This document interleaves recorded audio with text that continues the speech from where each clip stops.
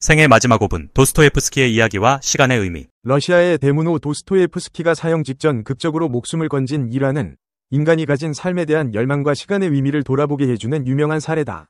그는 28세의 젊은 나이에 반체제 혐의로 체포되어 사형장에 끌려갔다. 1849년 12월 세면요프 광장에서 사형 집행을 기다리며 죽음의 문턱에 선 그가 받게 된 통보는 사형 전 마지막 5분을 허락하겠다는 것이었다. 말 그대로 생의 카운트다운이 시작된 그 순간 도스토예프스키는 어쩌면 인생 전체를 뒤흔드는 깨달음을 얻게 되었다. 사형수 도스토예프스키가 마지막 5분 동안 느꼈던 심정은 어떠했을까? 그는 가장 먼저 가족과 친구들을 떠올리며 기도했다고 전해진다. 더 이상 살 수 없음을 직감한 그는 평소에 소홀히 했던 사랑하는 이들에게 작별 인사를 전하고 마음속 깊이 자리하던 미안함과 후회를 토로했다. 소설 속에서나 접해볼 법한 죽음의 상황에서 그는 비로소 내가 왜 이토록 많은 시간을 허투루 보냈을까 하는 통렬한 자각에 사로잡혔다고 한다. 집행관이 2분이 지났다고 알려왔을 때 그는 더욱 다급해졌다. 후회마저도 마음껏 할 시간이 없음을 깨닫게 된 것이다. 생의 마지막 순간이 정말 코앞에 닥치니 과거의 태만함과 게으름, 사소한 일에 휘둘려 시간을 흘려보낸 날들이 더욱 아깝고 회한으로 다가왔다. 그리고 마지막 1분이 다가오자 그는 세상의 모든 사소한 감각마저도 황홀하고 아름답게 느껴졌다고 한다. 겨울에 매서운 칼바람이 어찌나 소중하게 여겨졌던지 그 추운 기운조차 다시는 느낄 수 없으리라 생각하니 눈물까지 흘렀다는 것이다. 그런데 바로 그 순간 황제의 전갈이 형장에 도착했다. 사형을 중지하고 유배를 보내라. 극적으로 목숨을 건진 도스토예프스키는 죽음의 문턱에서 돌아온 뒤 자신에게 주어진 또 한 번의 삶을 결코 낭비하지 않겠노라 다짐했다. 이후 그는 4년간 시베리아 유형지에서 차가운 추위 속에 무거운 족쇄를 찬 채 살면서도 작품을 구상하고 글을 외워두었다. 사형 집행 5분 전의 경험은 그의 삶과 문학을 완전히 바꿔놓은 결정적인 분기점이었던 셈이다. 도스토예프스키는 죽음에서 돌아온 날 밤 동생에게 편지를 쓰면서 자신의 허송 세월을 크게 뉘우쳤다. 조금만 더 젊었을 때 인생의 소중함을 알았더라면 좋았을 텐데 라는 후회를 절절히 토로한다. 실제로 그는 이후 삶에서 지금 이 순간이 마지막 5분일지도 모른다 는 각오로 자신에게 주어진 매일을 치열하게 살았다. 그 결과가 우리가 잘 아는 죄와 벌, 카라마조프의 형제들, 백치 등 수많은 불후의 명작들이다. 특히 백치에 이르러서는 언제나 이 세상에서 숨을 쉴 수 있는 시간은 단 5분뿐이다. 그 5분을 어떻게 활용하느냐가 남은 일생을 결정짓는다 라는 메시지를 직접적으로 드러낸다. 그에게 있어서 마지막 5분은 단지 죽음 직전의 상징적 시간만이 아니라 우리 모두가 늘 지니고 있는 유한한 생의 총체라 할 수 있다. 누구나 살아가면서 다음 순간이 보장되지 않고 우리의 생명 역시 언제 어떤 식으로 끝날지 알 수 없기 때문이다. 우리는 흔히 시간은 돈이다 라는 말을 습관처럼 쓰곤 한다. 물론 이는 시간과 자원의 가치를 환기해주는 유용한 표현이지만 실제로 시간을 단순히 돈과 동등한 가치로만 여기기에는 한계가 있다. 시간을 돈으로만 환산할 수 있다면 어느 순간 잃어버린 시간을 다시 돈으로 사들일 수 있다는 가정이 성립될 터이지만 현실은 전혀 그렇지 못하다. 한번 흘러간 시간은 절대 돌아오지 않는다. 그래서 시간을 돈에 비유하기보다는 시간을 곧 내 생명이라 여기는 인식이 더욱 적절할 것이다. 내 생명이 곧 시간이고 시간은 끝을 향해 끊임없이 흘러가는 재화가 아니라 바로 나의 존재 그 자체 인셈이다. 몽테뉴는 누군가가 당신에게 돈을 꾸어달라면 주저할 것이다. 그런데 시간이 걸리는 자리에 동행해달라고 하면 의외로 쉽게 응한다고 말했다. 그만큼 우리는 돈은 가치 있게 여기면서 정작 시간은 소홀히 대하기 일수다. 하지만 우리의 시간을 내어주는 것은 생명의 일부를 기꺼이 할애하는 것과 다름이 없다. 그 점을 조금만 더 인식한다면 왜 진작 그 시간을 쓰지 않았을까 하는 후회를 조금은 덜 할 수 있을지도 모른다. 도스토예프스키가 사형 직전에서 살아남았다고 해서 그에게 곧바로 편안한 삶이 주어진 것은 아니었다.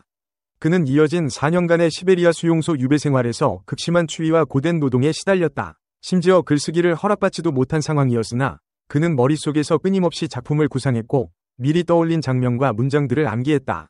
종이에 적을 수 없으니 두뇌 속 공책을 활용한 셈이다. 혹자는 4년이라는 긴 시간을 눈덩이와 같은 춥고 황량한 지형에서 중노동을 하며 보낸다는 사실에 절망했을지 모른다. 그러나 도스토예프스키는 죽음의 5분을 체감한 뒤였기에 주어진 고통조차도 다시 살아가게 된 삶의 일부로 긍정하며 수용했던 것 같다. 그 시절의 체험과 사색이 그를 러시아의 대문호로 만들었다 해도 과언이 아니다. 그는 강추위 속에서 몸은 결박당했을지언정 정신의 자유만은 결코 구속당하지 않았다. 우리에게 주어진 삶은 길어 보이지만 막상 언제 마지막이 닥칠지 모르는 유한한 시간의 연속이다.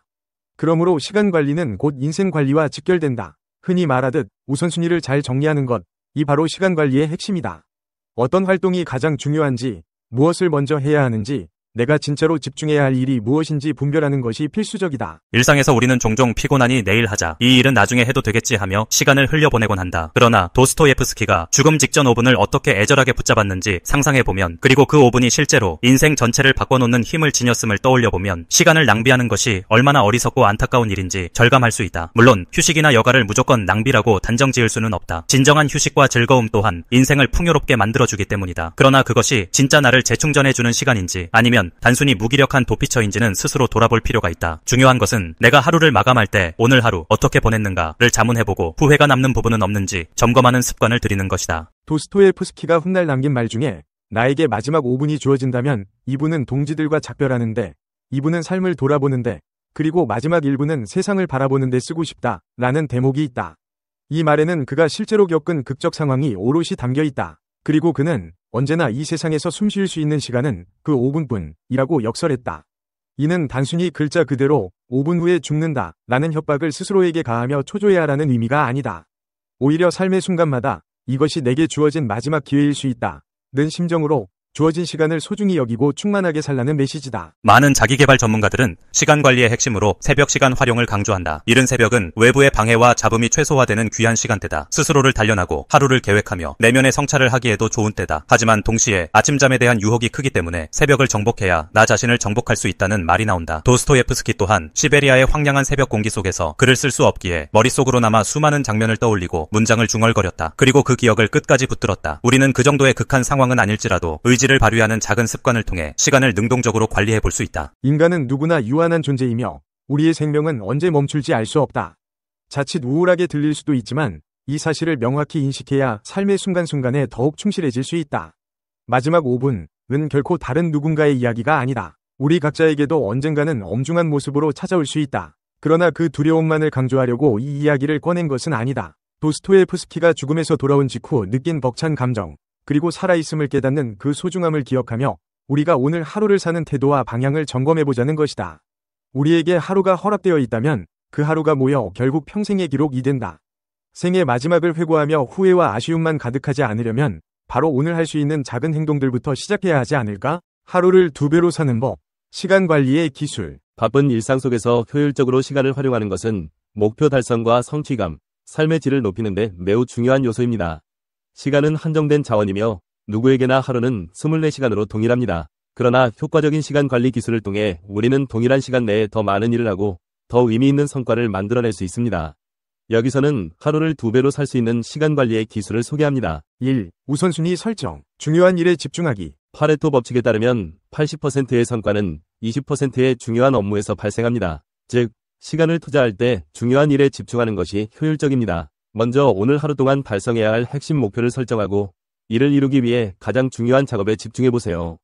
하루의 시작에 중요한 작업부터 처리하면 성취감을 느끼며 하루를 보낼 수 있습니다. 투두 리스트를 작성할 때 단순히 할 일을 나열하는 것보다는 중요도와 긴급성을 기준으로 분류하면 에너지와 시간을 효과적으로 분배할 수 있습니다.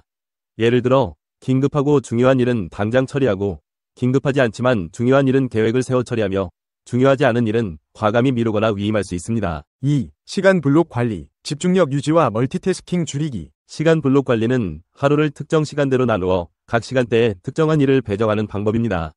예를 들어 아침에는 창의적인 업무에, 오후에는 단순 업무에 집중하는 식으로 시간대를 나누면 집중력과 생산성을 높일 수 있습니다. 시간 블록 관리법을 통해 일정에 맞춰 집중할 수 있어 일의 흐름이 끊기지 않고 목표를 달성할 수 있습니다. 멀티태스킹은 오히려 생산성을 떨어뜨릴 수 있습니다. 한 번에 여러 일을 처리하려고 하면 집중력이 분산되어 중요한 일의 질이 낮아질 수 있으며 시간이 더 소요될 가능성이 큽니다. 한 번에 하나의 작업에 집중하는 것이 더욱 효율적이며 업무의 정확도와 속도를 동시에 높일 수 있습니다. 3. 포모도로 기법. 작업과 휴식을 균형 있게 조절하기. 포모도로 기법은 25분 동안 집중하여 작업한 후 5분간 휴식을 취하는 방식입니다. 이러한 작업과 휴식의 반복을 통해 집중력을 유지하고 업무 효율을 높일 수 있습니다. 또한 긴 시간 동안 지속적으로 일하기보다는 짧은 시간 동안 집중하고 쉬는 주기가 뇌의 피로를 줄여줘 더 많은 업무를 완수할 수 있습니다. 포모도로 세트를 4회 완료할 때마다 긴 휴식을 취해 뇌의 에너지를 재충전합니다. 긴 휴식 시간 동안 가벼운 스트레칭이나 산책을 통해 집중력을 회복하면 더 오랜 시간 동안 집중할 수 있어 시간이 효율적으로 사용됩니다. 4. 효율적 일정 관리. 목표 설정과 미리 준비하기. 매일 아침이나 전날 밤, 하루의 일정을 계획하는 습관을 들이면 중요한 일들을 빠뜨리지 않고 처리할 수 있습니다. 일정을 미리 세우면 어떤 일에 집중해야 할지 명확해져 시간을 효과적으로 활용할 수 있습니다. 목표를 설정하고 우선순위에 맞게 일정을 조정하면 예상치 못한 일이 발생해도 유연하게 대처할 수 있습니다. 업무별로 마감 시간을 설정하면 시간을 더 효율적으로 관리할 수 있습니다. 마감 시간이 없는 업무는 지연될 가능성이 크므로 각 업무의 현실적인 기한을 설정하고 그 안에 완수할 수 있도록 합니다. 또한 업무 완료 후 남은 시간은 휴식이나 다른 일에 활용할 수 있어 하루를 더욱 알차게 보낼 수 있습니다. 5. 작은 성과, 인정하기, 꾸준함이 만드는 성취. 큰 목표를 설정하는 것도 좋지만 작은 성과에 대한 인정이 중요합니다. 예를 들어 1시간 동안 중요한 업무에 집중했다면 자신을 칭찬하고 잠시 휴식을 취하며 성취감을 느껴보세요. 작은 성과의 누적은 큰 목표 달성으로 이어지며 동기부여와 성취감을 계속해서 높일 수 있습니다. 장기적인 목표를 설정할 때는 작은 목표를 여러 개 설정해 나가는 것이 효과적입니다.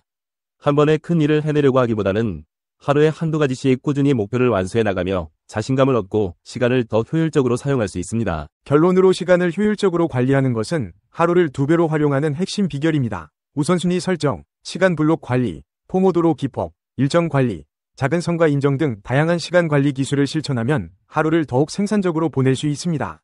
이러한 습관이 쌓여 목표 달성을 앞당기고 삶의 질을 향상시키는 데 크게 기여할 것입니다. 성공적인 시간 관리는 이렇게 하라. 소망을 이루기 위해서는 여러 가지 기술이 있어야 하겠지만 시간 활용 기술이 매우 중요하다. 공부 잘하는 학생과 그렇지 못한 학생을 보면 몇 가지 차이가 있다. 공부를 잘하기 위해서는 머리가 좋아야 하고 요령도 있어야 하지만 시간 투자를 많이 해야 한다. 물론 공부를 제일 잘하는 부류는 머리가 좋고 노하우가 있고 공부를 많이 하는 사람일 것이다. 성공도 이와 마찬가지로 타고난 소질과 기술과 시간이 필요하다. 타고난 재능과 기술은 어느 정도 행운도 필요하고 환경에 따라 개인적인 차이가 있겠지만 비교적 누구나 공평하게 주어지는 것이 시간이다. 부유한 집에 태어난 사람도 신분이 높은 사람도 머리가 좋은 사람도 하루를 24시간 이상 활용할 수는 없는 노릇이다. 어느 분야든 뛰어난 성과를 보인 사람을 보면 할 것을 안 하고 밤잠을 줄여가면서까지 시간 투자를 많이 했음을 알 수 있다. 우리나라 홈런왕의 원조인 이만수는 학창시절에 밤마다 옥상에 올라가서 새벽닭이 울 때까지 타이어를 두들겼다고 한다. 영국의 세계적인 축구 선수인 데이비드 베컴에 대한 유명한 일화가 있다. 유소년 클럽에서 맹활약할 때 베컴을 주목한 한 축구클럽 경영자 돈 윌트셔는 베컴을 만나 리프팅을 시켰는데 5회도 넘기지 못했다. 하지만 2개월 후 베컴은 월트셔 앞에서 2000회를 넘기는 리프팅을 선보였다. 월트셔는 8살 어린 아이에게 무서움을 느꼈다. 고 회상했다. 최고의 스타이면서도 훈련 시간에는 항상 마지막까지 그라운드에 남았던 에릭 칸토나를 존경한다는 베컴은 지독한 연습벌레이기에 성공한 선수다. 그렇다면 시간 활용의 기술은 무엇인가? 크게 두 가지로 요약할 수 있다. 첫째, 행동을 취사 선택할 수 있는 기술이고 둘째는 몰입하는 기술이다. 무엇이든 몰입할 일을 정해놓고 시작해야 한다. 걸음지고 장에 갔더라도 몰입을 하게 되면 할 수도 있다. 여기저기 기웃거리다가 김서방 만나서 막걸리 한잔하고 이서방 장기 두는 거 훈수하다 보면 하루가 자기도 모르는 사이에 후딱 지나가 버린다. 생활 계획표를 만들어야겠다고 컴퓨터를 켰는데 내일이 궁금해서 메일 확인을 하고 여기저기 답장한다. 그러다가 세상 돌아가는 이야기도 궁금해서 뉴스를 잠깐 보다 보니 뉴스 내용 중에 무슨 스캔들 기사를 발견하게 된다. 그러고 나니 그 연예인이 누구인지 궁금해져서 팬클럽 사이트에 기웃거리다 보면 어느 순간 엉뚱한 일을 하고 있는 자신을 발견하게 될 것이다. 시간 활용의 기술이 없는 사람의 전형적인 모습일 것이다. 중요한 일을 취사 선택해서 몰입할 마음의 준비를 단단히 하고 몰입을 하다 보면 성과 있는 결과를 낼 수 있을 것이다. 밥할 때 가스불을 켰다 껐다를 반복하다 보면 죽도 아니고 밥도 아니게 된다. 나무를 크고 굵게 틔우려면 장가지를 잘라줘야 한다. 우리의 삶에도 장가지들이 많다. 일일 드라마, 수목 드라마, 스포츠 뉴스, 무슨 스페셜을 다 챙겨보고 이것 찔끔 저것 찔끔 하다 보면 뭐 하나 되는 것이 없게 된다. 시간에 장가지를 쳐야 한다. 그리고 하고자 하는 목표에다 시간의 초점을 집중시켜놓고 몰입해야 한다. 이것이 시간 활용 기술의 핵심이다. 20가지의 시간관리법입니다. 1. 무슨 일이든지 미루지 말고 지금 바로 한다. 2. 출퇴근 시 자동차 안에서 보내는 시간을 활용한다. 3. 나에게 최고로 능률이 오르는 시간이 언제인가를 파악하고 그 시간에는 가장 소중한 일을 하라. 4. 낙관주의자가 되라. 5. 자잘한 업무를 묶어서 한꺼번에 처리한다. 6. 정신을 집중해야 하는 창조적인 업무는 행정적 업무와 분리시킨다. 7. 한번 손 떼기 시작한 일은 가능하면 끝을 낸다. 8. 사무실이나 책상의 레이아웃을 개선하고 특히 책상은 되도록 깔끔하게 잘 정돈한다. 9. 모든 업무상의 편지와 리포트, 수입 명세서 등의 날짜를 기입하고 받다는 표시를 해두는 습관을 기른다. 10. 계획을 짜고 우선 순위를 정하는 데 시간을 할당한다. 11. 동료들이나 상관과 어느 일을 먼저 해야 할 것인가를 의논한다. 12. 타이트한 스케줄보다 느슨한 스케줄이 업무 완성률을 높인다. 13. 개인적인 대화나 전화는 최대한 자제한다. 14. 아이디어가 떠오를 때마다 써놓을 수 있는 비상 노트를 꼭 갖고 다닌다. 15. 스스로 업무에 대한 마감 시간을 정해놓는다. 16. 머리와 체력도 리듬을 탄다. 10분 휴식은 리듬의 상향 곡선을 그리게 해준다. 17. 약속 시간에 일찍 도착하도록 항상 10분 여유를 둔다. 18. 자신의 컨디션에 맞춰 중요한 일과 사소한 일을 분배해 처리한다. 19. 정말 원하는 것을 하기 위해 꾸준히 시간을 내려고 노력한다. 20. 지금 시간을 최대한 효율적으로 쓰고 있는가를 자문한다. 철학 증명 문제. 왜 성필원이 세상에 존재해야 하는가? 왜 무가 아니고 유여야 하는가? 세상에 성필원이라는 존재가 없다고 가정해보자. 그렇다면 아무런 법칙도 존재하지 않을 것이다. 결국 법칙도 어떤 것이기 때문이다. 아무 법칙도 존재하지 않는다면 모든 것이 허용될 것이다. 모든 것이 허용된다면 무는 용납되지 않을 것이다. 따라서 무는 그 자체를 용납할 수 없다. 그러므로 성필원은 이 세상에 존재해야 한다. 철학 문제 증명 끝.